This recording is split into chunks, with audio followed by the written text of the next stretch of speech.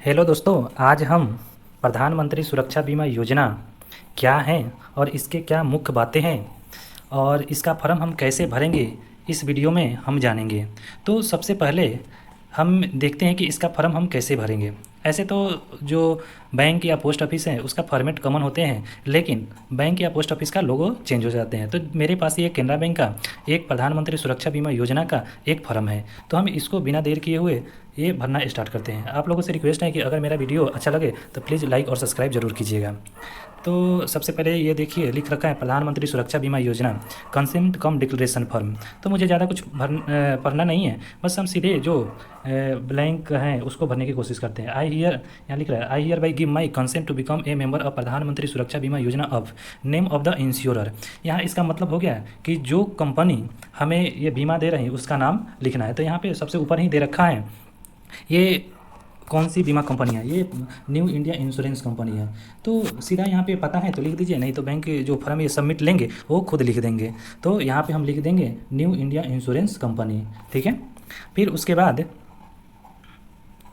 उसके बाद हम नीचे चलेंगे, ये सारे अपना जो डिक्लेरेशन ये हैं वो सारी चीज़ लिख रखे हैं। तो मुझे उतने पढ़ने की इसकी ज़रूरत नहीं है, जो मुझे ज़रूरत है बस उसको भरने की, बस वो हम देखेंगे इसमें। फिर यहाँ पे देखिए, यहाँ से ये डब्बा उठाते हैं, बताते हैं कि आई ऑथराइज द बैंक या post office to convey my personal detail given below as required regarding my admission into the group insurance scheme. फिर यहाँ पे लिखा नेम ऑफ द इंश्योरर, यानी जो कंपनी हमें इंश्योरेंस प्रदान कर रही है उसका नाम लिखना है। तो वही है न्यू इंडिया इंश्योरेंस कंपनी है, लोगो दे रखे हैं तो हम लिख देंगे, नहीं तो अदरवाइज छोड़ देंगे, ठीक है। फिर उसके नीचे चलेंगे, उसके नीचे देखिए क्या क्या लिखने हैं। Name of the account holder, जिनका खाता है उनका नाम यहाँ लिखेंगे। फिर उनके पिताजी का नाम लिखेंगे, फादर्स या हस्बैंड नेम, जो अगर लेडीज़ हैं तो ज़्यादा कोशिश कीजिए हस्बैंड का नाम डाल देने के लिए, ठीक है। फिर यहाँ पोस्ट बैंक या पोस्ट ऑफिस जो हमारा खाता नंबर है, यहाँ पे खाता नंबर डालेंगे। आईएफएससी कोड मालूम है तो डाल दीजिए, अदरवाइज आप स्किप कर सकते हैं।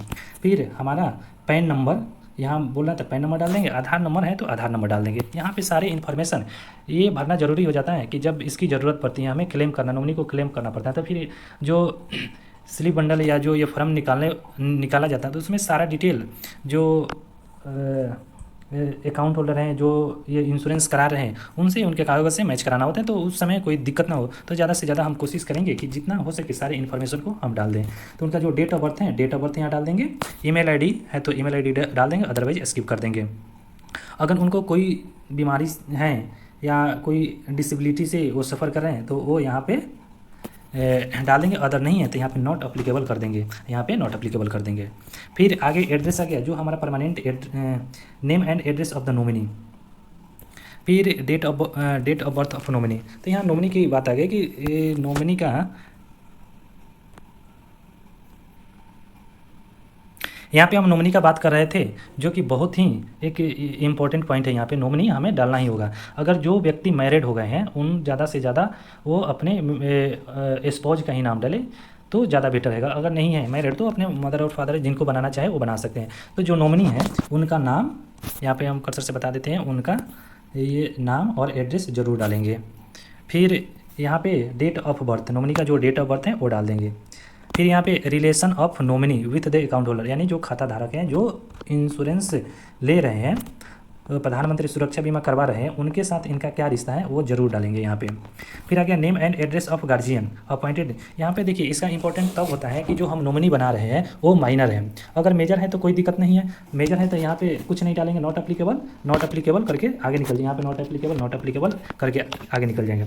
अगर माइनर है तो माइनर के केस में हमें नॉमिनी का गार्जियन ऐड करना होते हैं, देना होते हैं। तो जो माइनर है यहाँ पे माइनर नॉमिनी का नाम और एड्रेस, फिर यहाँ पे date of birth, relation of nominee with account holder, जो माइनर नॉमिनी है उसका अकाउंट होल्डर से क्या रिलेशन है वो बताएं, हम रिपीट कर रहे हैं उस चीज़ को।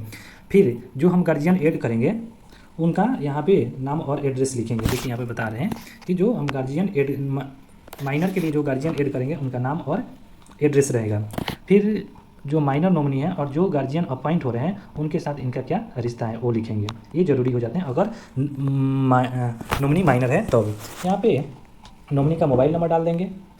अगर गार्जियन माइनर के साथ, माइनर नॉमिनी के साथ गार्जियन है तो यहाँ पे गार्जियन का मोबाइल नंबर डाल देंगे। ईमेल आईडी है तो डाल सकते हैं, अदरवाइज स्किप कर सकते हैं। यहाँ पर भी गार्जियन का ईमेल आईडी है तो डाल सकते हैं, अदरवाइज स्किप कर सकते हैं। तो ये चीज़ इसमें हम देखें। चलिए आगे यहाँ तक तो हो गया। आगे ये लिखा है I here bye enclose a copy of my, यहाँ पे अपना केवाईसी मांग रहा है कि अगर हम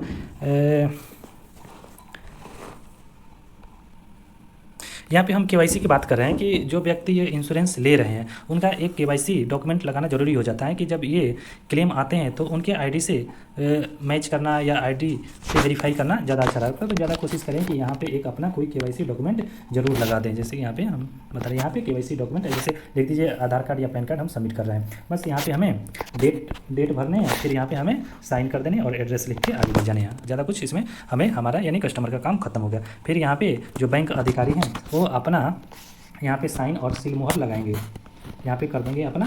फिर अगर बीसी एजेंट के द्वारा हम कर रहे हैं तो ये बीसी एजेंट के लिए है।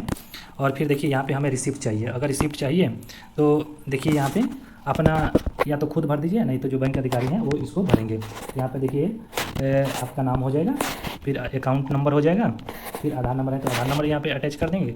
यहाँ योजना का नेम ऑफ द इंश्योरर, तो जो इंश्योरर है न्यू इंडिया इंश्योरेंस कंपनी ये लिख दें। उसका जो पॉलिसी नंबर फॉर्म के ऊपर सबसे देखे थे वो लिख देंगे। यहाँ पे जो अधिकारी है उनका साइन और मोहर रहेगा।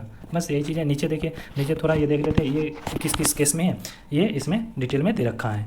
तो हम कैसे प्रॉपर तरीके से प्रधानमंत्री सुरक्षा बीमा योजना का फॉर्म भरें ये हम इस वीडियो में बताने की कोशिश की है। चलिए थोड़ा सा प्रधानमंत्री सुरक्षा बीमा योजना की क्या खास बातें हैं इस पर थोड़ा चर्चा कर लेते हैं। तो हम ये प्रधानमंत्री सुरक्षा बीमा योजना के बारे में बातें कर रहे हैं। तो प्रधानमंत्री सुरक्षा बीमा योजना भारत सरकार के द्वारा लाया गया एक दुर्घटना बीमा है जो कि वित्त वर्ष 2015 में लाया गया था। यह मुख्य रूप से डेथ और डिसेबिलिटी को कवर करता है। तो प्रधानमंत्री सुरक्षा बीमा योजना का मुख्य उद्देश्य है कि जो लोग असंगठित क्षेत्र में कार्य करते हैं उनके लिए सस्ते में एक बहुत ही सस्ते में बीमा उपलब्ध कराना। और ये प्रधानमंत्री सुरक्षा बीमा योजना हम पोस्ट ऑफिस या जो ऑथेंटिकेट जो नेशनलाइज बैंक हैं वहाँ से हम इसका लाभ ले सकते हैं। इसके लिए हमें वहाँ पर एक हमारा बचत खाता सेविंग अकाउंट होना ज़रूरी है। अगर हम यहाँ पे प्रीमियम की बातें करें तो एक वर्ष में मुझे 12 रुपये प्रीमियम देना होता है जो एक वर्ष तक ही वैलिड रहता है। अगर इस दौरान एक वर्ष के दौरान अगर हमारी जो किसी कारण से मृत्यु या विकलांग हो जाते हैं तो इस पॉलिसी के तहत हमें 2 लाख रुपया का लाभ मिलेगा। लेकिन यहाँ पे ध्यान देने की एक बात है कि हम ये पॉलिसी ज़्यादा कोशिश करेंगे कि 1 जून से बाद ही ले, क्योंकि इसकी जो इंश्योरेंस कवर का जो पीरियड है वह 1 जून से 31 मई के बीच ही है। तो जैसे हम 1 जून से 31 मई तक हमारे 12 रुपये जो प्रीमियम है कट गए, अगर हम उसके बाद हमारा प्रीमियम नहीं करता है तो या मेरे खाते से डेबिट नहीं होते हैं तो ये उस जो हमारी इंश्योरेंस है वह एक्सपायर हो जाती है। फिर से इसको रिन्यू करने के लिए हमारे खाते से 12 रुपये जब ऑटो डेबिट हो जाते हैं कट जाते हैं तो फिर मेरा ये जो इंश्योरेंस है ये रिन्यू हो जाता है। तो हमारे कहने का ये मतलब है कि जो हमारा 12 रुपये जब पैसे कटा है वह 1 साल के लिए वैलिड है। अगर नहीं कटा है तो हमारे इंश्योरेंस रिन्यू नहीं हुए हैं। हाँ, इसकी सबसे खास बात ये है कि जब हम ये इंश्योरेंस कवर लेते हैं तो हमें इसमें मेडिकल चेकअप कराने की ज़रूरत नहीं पड़ती। जैसे कि और भी कोई कंपनी की हमें मेडिकल इंश्योरेंस कवर लेते हैं तो मेडिकल की ये कराने पड़ते हैं। तो ये इसमें एक अच्छी खास बात है। फिर दूसरा, ये भारत सरकार का स्कीम है जिसमें हम क्लेम आसान तरीके से कर सकते हैं। दूसरी ये बात है कि जो नॉमिनी को अगर कुछ हो जाते हैं अनफॉर्चुनेटली तो जो नॉमिनी को पैसे मिलेंगे वह टैक्स फ्री होते हैं। फिर आगे हम बातें करें योग्यता एलिजिबिलिटी की बात, तो एलिजिबिलिटी हम पहले बता रखे हैं कि इसकी प्रधानमंत्री सुरक्षा बीमा योजना लेने के लिए बचत खाता किसी बैंक या पोस्ट ऑफिस में होनी चाहिए, क्योंकि जो प्रीमियम करते हैं वो ऑटो डेबिट होते हैं, वो खाते से ऑटोमेटिक कट जाते हैं और जो पैसे करते हैं और जो उसका नरेशन रहता है वही काफ़ी रहते हैं कि हम उसको क्लेम करने के लिए। फिर जो जिस व्यक्ति का उम्र 18 से 70 वर्ष है वही व्यक्ति प्रधानमंत्री सुरक्षा बीमा योजना ले सकते हैं। तो और इसकी खास एक बात और है कि ये पॉलिसी एक व्यक्ति को एक ही पॉलिसी मिल सकती हैं। कभी कभी ऐसा होता है कि एक व्यक्ति को 4 खाते हैं तो सोचे कि हम 4 पॉलिसी ले लें, तो ऐसे नहीं है।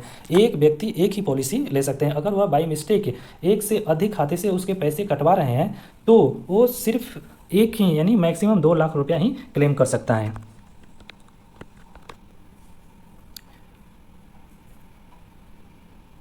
प्रधानमंत्री सुरक्षा बीमा योजना के बारे में एक बार फिर से ये दोहराना चाह रहे हैं कि जो हमारा प्रीमियम डेबिट होते हैं वह 1 जून से 31 मई के बीच तक ही वैलिड रहता है। अगर 1 मई से 31 मई के बाद अगर मेरा प्रीमियम डेबिट नहीं होता है, अगर हम अपना जो स्टेटमेंट या पासबुक में देख लेते हैं, अगर डेबिट नहीं होता है तो वो जो हमारा इंश्योरेंस है वो डिसकंटिन्यू हो जाते हैं। तो हमें ज़्यादा से ज़्यादा थोड़ा ध्यान या सतर्क रहना चाहिए और देखते रहना चाहिए कि मेरा प्रीमियम कटा कि नहीं। अगर नहीं कटा है तो हम बैंक में जाके इसकी शिकायत कर सकते हैं। अगर जिस दिन मेरा प्रीमियम कट गया फिर उसी दिन से मेरा इंश्योरेंस रिन्यू हो जाते हैं, यानी कवर हो जाते हैं।